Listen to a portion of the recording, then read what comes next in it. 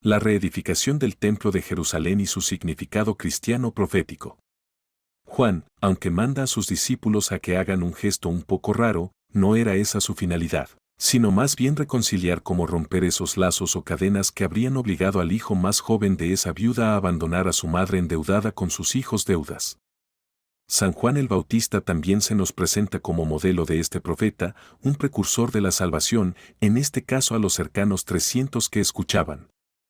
Y cuando sus discípulos le advirtieron de lo peligroso de su acción, él los bautiza el primero, indicando que así debían llevar a cabo lo que habría pronto de cumplirse. La libertad Diego leyendo a nuestro Señor, nuestro Juan Aubert Serafín, él da a nuestro Señor el seguimiento de Cristo por el que no van, primer discípulo queda en segundo plano. San Juan Bautista bautizaba con agua y se ganaba el cielo, siendo él especialmente adalid de la penitencia y remedio del pecado humano. Decía no ser digno ni de desatar la cuerda de las sandalias a quien iba a venir después suyo. San Juan, Salvador, nuestro Señor Jesucristo. Jeremías es uno de los profetas que escriben con más dureza y franqueza, queja al pueblo de Israel del actuar que trajo, en consecuencia, la ira de su enemigo. Que el propio lamento queja que espera, además, con firme esperanza y llama al arrepentimiento.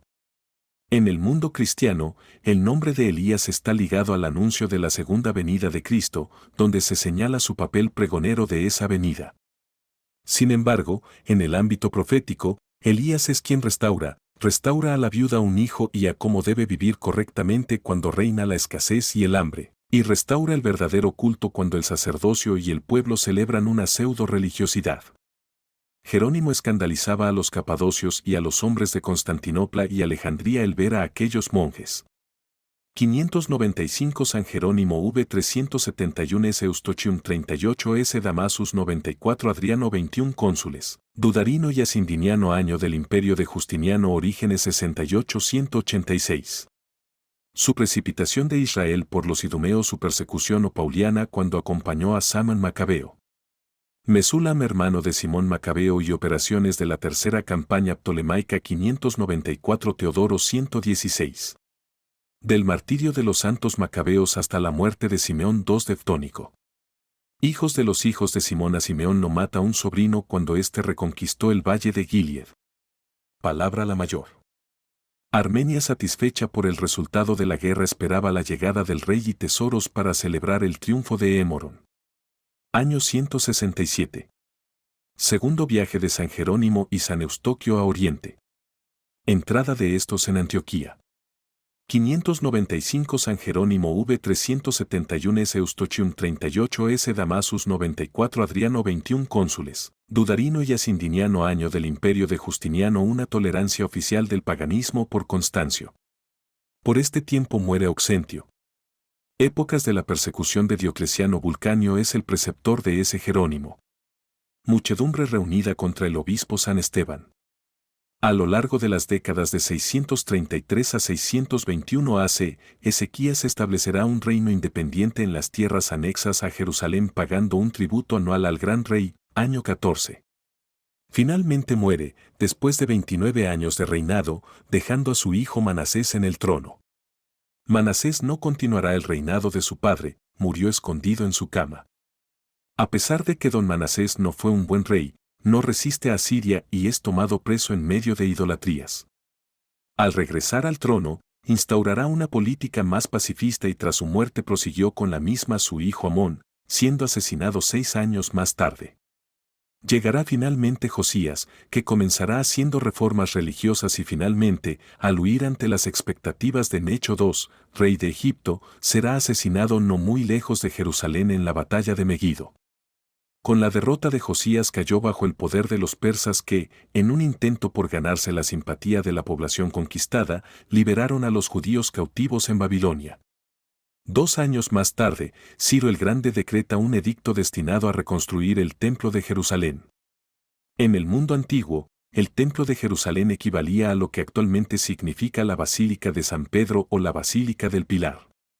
Quiere decir, era el lugar más santo y representativo de la religión judía.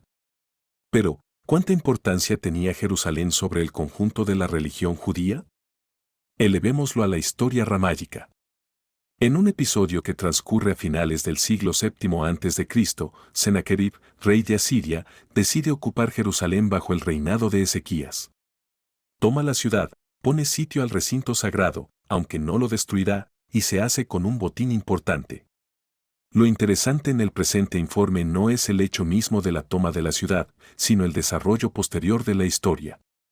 La visión profética del templo está en la lectura que Samuel le hace a David de la alianza, que él desea construir una casa, 2 Samuel 7, 11, será que, cuando te jubiles, dormirás con tus padres y, entonces, yo haré surgir a tu descendiente, salido de tus entrañas, y yo estableceré su reino.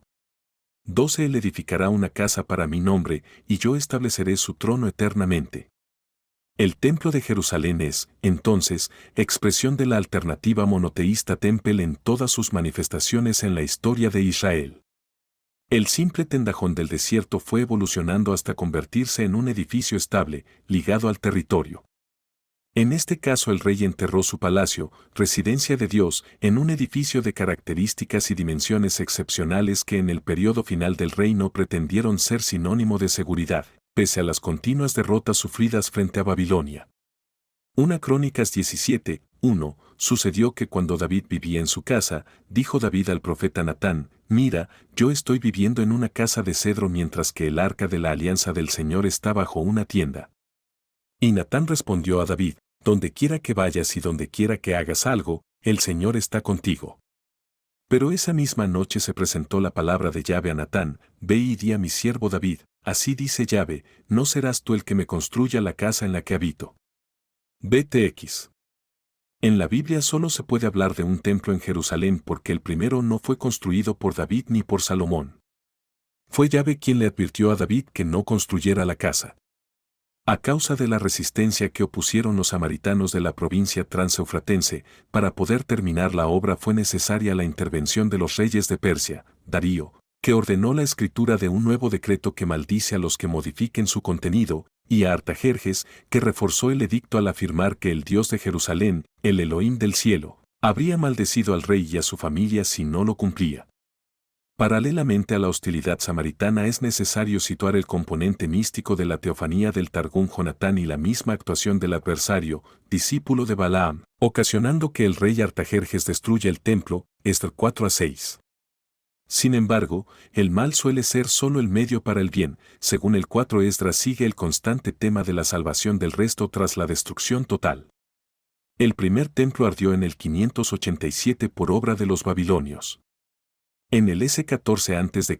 la dinastía egipcio-Ixa dominaba toda la zona y el príncipe Aminoreita, fundador de la 18ª dinastía, Atsesa invade varias veces el país, incluyendo Jerusalén, dominando teóricamente por unos pocos años al último rey de la 15ª dinastía. Solo se tienen noticias detalladas del ritual restauracionista que se llevó a efecto, Esther 6,19-21. Pero su construcción no fue fácil, en el 535 el tonto destronado se había firmado el decreto de Ciro.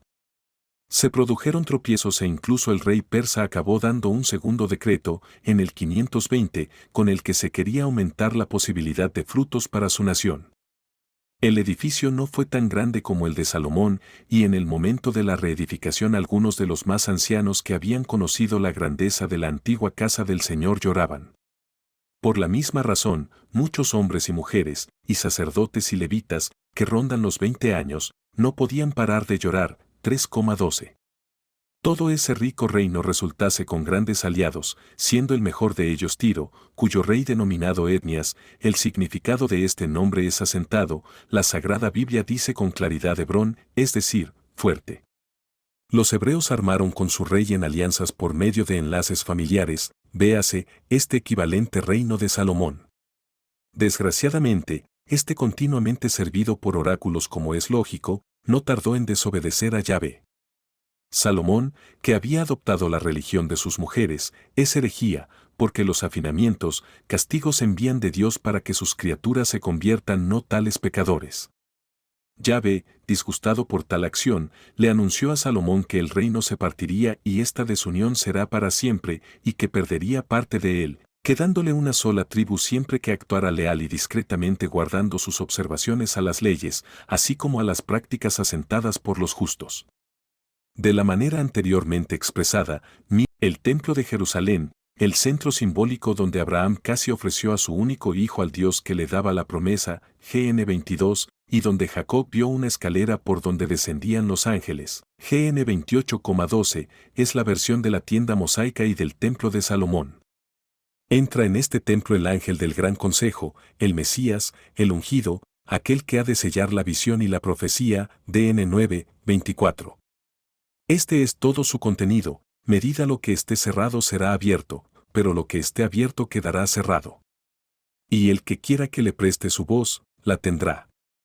Miméticamente a los aparatosos movimientos de Jesús, el Nazareno, que tiró las mesas de los excambios de Lowton, rápidamente entran en escena dos testimonios sobrenaturales, un seísmo y un rasgón en la cortina que ha de partir en dos el templo. Es como si el mantenimiento de la sagrada fábrica del templo sufriera insoportables reparos estructurales. De estas dos primeras señales, disciplinares, se sigue el descenso sobre Jerusalén de una primera estirpe de redimidos, premonitoria de los siglos postreros, 144.000 perfectos, de los que 12.000 son judíos, marcados, y 12.000 gentiles. Con ello el templo de Jerusalén se supera a sí mismo como templo. Porque el núcleo de la redención, el cordero degollado, espote de uno a celare, no puede ser INM anteguiojos, cortina, litos de sacerdotes. Ni corno es ariú leño a santo. Templo. Pero antes elige Jerusalén, deseando habitarla, después, únicamente en él, instala el templo, santúa el culto, establece el dominio de la ley, profetiza la unidad futura de los pueblos, DZ 10, 61. El templo cristiano, reuniendo todas las acepciones, es la comunidad, es el cuerpo espiritual de Jesús con una unión eucarística, de amor y de santidad infinitamente mayores de las que tuvo el templo de piedra de Jerusalén con la teofanía de la columna de nube. Con la concepción cristiana, el santuario es el universo porque el santuario es Jesús muerto, traspasado, entregado por nosotros y resucitado. Siracide 24,10 me he arraigado en un pueblo glorioso, en la porción del Señor, en su heredad. Recogí la mies, el trabajo de la juventud, soy el árbol de grata fragancia, el mirra exquisita y el cistus aromático, soy el rocío del cielo, un hálito de paz ya. El grado de relación de la Iglesia con el templo se hace más comprensible si se tiene en cuenta que el primer lugar de los primeros cristianos para orar era el templo, matando el propio Jesús. Con el tiempo, la palabra es un lugar común, pues el templo había sido construido como tipología o profecía del templo mayor que habría de ser el cuerpo de Jesús. Un somero análisis de las imágenes empleadas nos lleva a una profesión de fe en la resurrección. El templo de Jerusalén es trasunto del cuerpo humano, el cuerpo de los cristianos y estaba más lejos de Dios, en potencia, que el templo edificado por manos humanas y, sin embargo, no un lugar apropiado, un punto intermedio que daba acceso al templo de los cielos. La muerte de Jesús rompe el velo del templo para que todos puedan acceder. La misma relación es posible hacerla con la ascensión de Jesús. La ascensión de Jesús no inaugura un templo en el otro mundo, sino que permite llenar de contenido simbólico el templo que Jesús anunció como anuncio de la resurrección. Los judíos cubrieron con un velo los muros del templo anterior para que Dios estuviera oculto a todas las miradas humanas. En cambio, a Jesús le acusan de blasfemo por anunciar que él podía construir un templo sin velo ninguno. El templo era su propio cuerpo, JN 2,19-21. Sanco de Jerusalén y la Iglesia cristiana. Por ello, incide especialmente en la función soteriológica del acto judío de Jesús, a pesar de la infrahumanización de los sacerdotes, y nombra como títulos de Jesús la jefatura del mundo tras haber ejecutado el plan salvífico de Dios. En 2,17-3,17 aparece el apologético querigma a través de los intercesores misión, arriba. Diatriba en favor de la fe en Cristo. Reacción antíblica, sofisma del demonio entre la verdadera octobera. ¿Laúd te decepciona? Una doble disputatio. Autointerpelación oblicua de Julio Cabrera por confusión. Nadie puede ser más célebre o más lejano que él mismo. Panegírica despedida a su consejero. ¿Tengo yo por qué no grabar o explayar con mi pluma el santísimo cruento martirio? Textual, ¿por qué el insensato del cautivo no me permite escribir con facilidad? Tempranos padres de la Iglesia ya absolutizaron el Templo de Jerusalén, corporizándolo con la corporeidad de Cristo y de la Iglesia. El evento de la destrucción del templo en el año 70 es determinante para la demolición de todos los dogmas judíos, gracias a la recapitulación de todo en Cristo y la plenificación por parte del Espíritu. Esta ruptura de todos los dogmas judíos es uno de los motivos del odio manifiesto por el autor contra Jerusalén, como aparece claramente en las páginas que nos interesan, de tal forma que le lleva a singularizar el albio sagrado sin mencionar a Jerusalén con su templo. Por ello, insiste en el concepto de Babilonia, demasiado marcado a lo largo de su obra, como símbolo de Italia y de Roma desde la exégesis de Ezequiel. A raíz de la reforma de Augusto, desde el 6 DC, debemos considerar para ese autor que todo el territorio romano está colonizado, Oriente y más allá, cuya violenta conquista tiene su justificación mediante conceptos bíblicos, como veremos más adelante. Los reyes sabios y así los confeso son Melchor, Gaspar y Baltasar. Pero aquellos sabios se enteraron porque en realidad sabían que el Altísimo tenía poder, Mt 2/20. Sabios y doctos en las ideas divinas de los persas esclavizados de estrato, categoría y miseria. Los profundizar en la Biblia oráculo como primer escalón sobre la diferencia entre política y espiritual del desprecio que representaba para los maestros persas y reyes jefes, el exilio político del Puerto Rico actual, Estados Unidos. Por la emisión premeditada de preceptos para desorientar con método, comodidad, engaño, abandono por sanción natural, afirma Oliné la progresión exponencial como lo suben las lentas jirafas o hablando públicamente que también tiene su utilización exhibir tablitas de 44 sabios bíblicos exploradores para el círculo popular, desde el antiguo Egipto de sus inmediatos progres.